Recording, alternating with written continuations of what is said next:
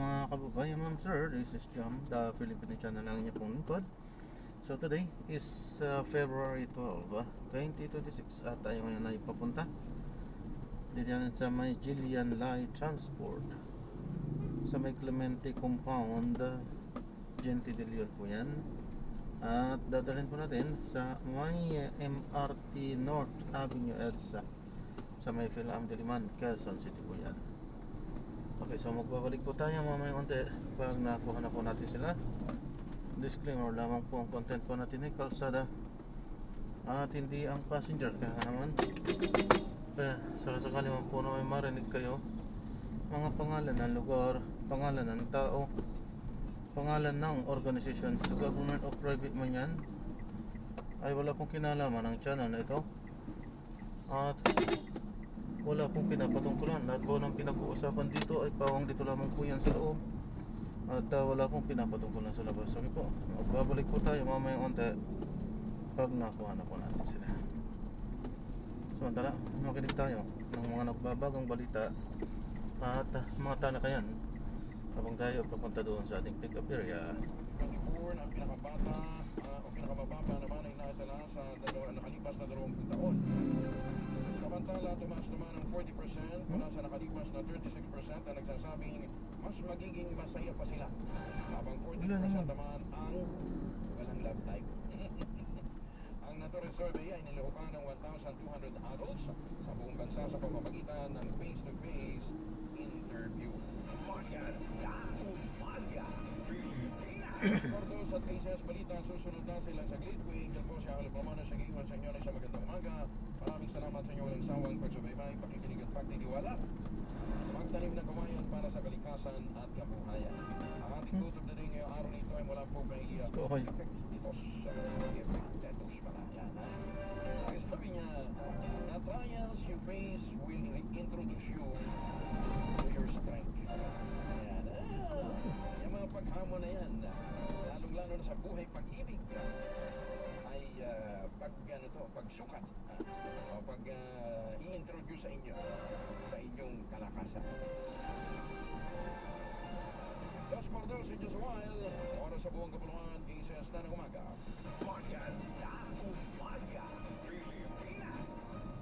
This night check is brought to you by ACS Manufacturing Corporation, ISO certified, maker of world-class quality prime detergent. Neodep D Plus Forte. Neodep D Plus Forte with zinc. Pinalakas ang immunity para bilis-bilis sa sipon symptoms. Bioflu. For more symptoms, bakas na yan. Bioflu na. Ang balitang yan ay hatid sa inyo ng RH Super, ang shot ng tropa. Forex, vitamin B1, B6, and B12. Walang bibitiw. Mag-Forex B araw-araw. San Miguel Pale Pilsen, the true global Filipino beer. Number one naman sa Metro Manila. Matirin sa Mega. Ay nako, tingnan niyo po yan. 15 na ang body count na mga namatay. Meron pang 24 na missing. Paano? Babay na.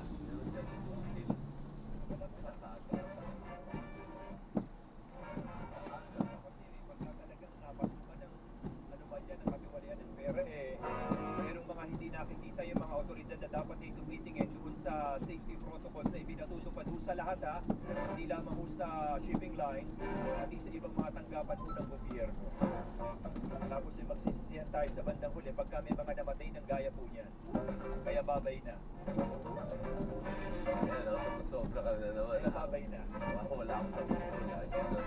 Babay na po muna. Muli maraming salamat sa inyong pagsama sa amin sa nakalipas na 1 oras at 2 minutong balitaan at kwentuhan lang Susunod na po ang Gising Pilipinas with Alvin El Chico. Ako po si Daddy Johnson. See you again bukas. Good night!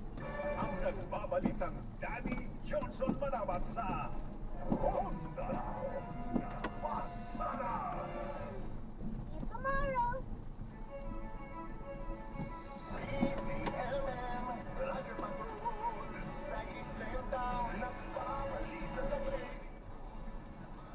Dito na tayo.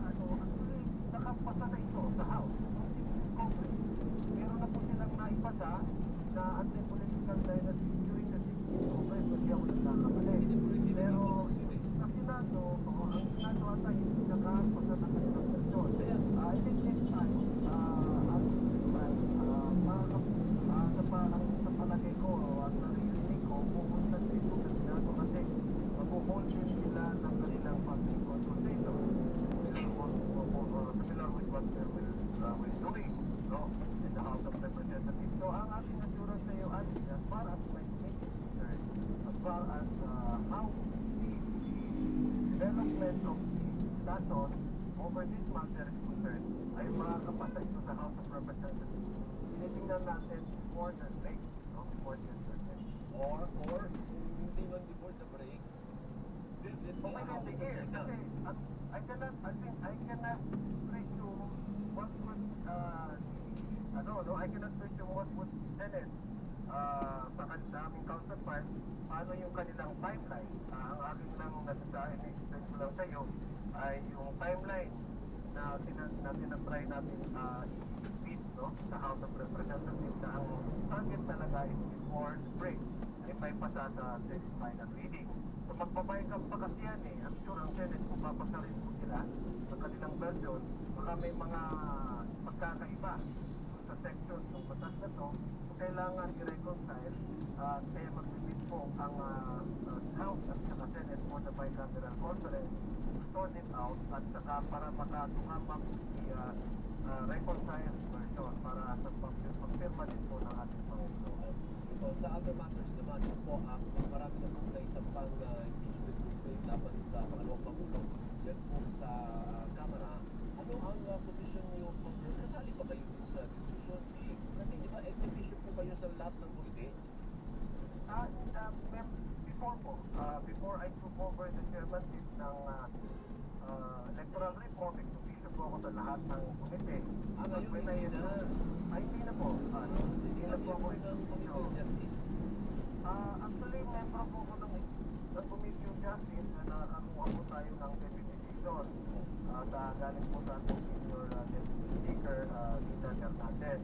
So, ma-attend po tayo, in fact, ma-attend po tayo nung nakaraang committee hearing doon sa dalawang complaint against President Bongbong Marcos. So ngayon, yung kay Vice President Sara, ano namang basa mo, kailan yung mag-umpisa nitong diskusyon based sa mga reklamo laban sa kanila? Sa ngayon kasi meron tayong sinasabing safeguarding campaign, no? So, hindi lang ako sakto yung date kailan ito denied, pero ang alam ko, yung tatlong complaint na yan ay na-transmit na lang ng Secretary General sa Speaker, sa Office of Speaker, no? So, mayroon po tayong safeguarding campaign para doon po sa referral nito sa Committee on Justice, no? Pero, sinasabi ko, I do not want to preempt the chairman of the Committee on Justice, pero kung tingnan po natin doon sa pag-schedule ng impeachment complaint, ay mukhang more or less similar to the timeline ang mangyayari po dito sa pag-schedule ng Vice President. Pero I'm not preempting kasi may silent Yes, you are a member naman ng komite, kaya may karapatan ka namang magsabi po. But may hindi naman yung reaksyon, may mga naririnig ako na marami na raw sa mga kabaro mo mukhang naninimbag na congressman, ha? Kasi, paano kung mag-briefing baka may bantay dyan. Okay, wala.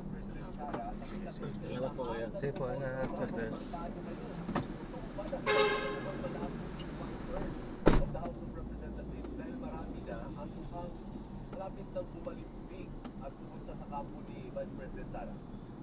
Actually, personally, wala pa akong nakakausap sa mga ibang partido kasi may mga nagtutupok yan. Pero ako, isipin ko talaga ay marami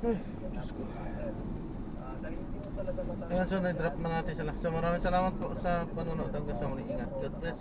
Paalam po. Hihina ako.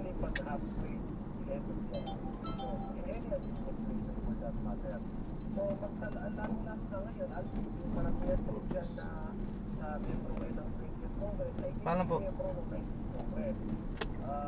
Mga baguhan, hindi mo sila nasali tungkol sa nai-approve about article of impeachment na natanggap sila sa Senate, became the subject of an MR, Supreme Court. So, I anticipate the numbers signed and complaints previously in the last conference would not be the same number here that is current read.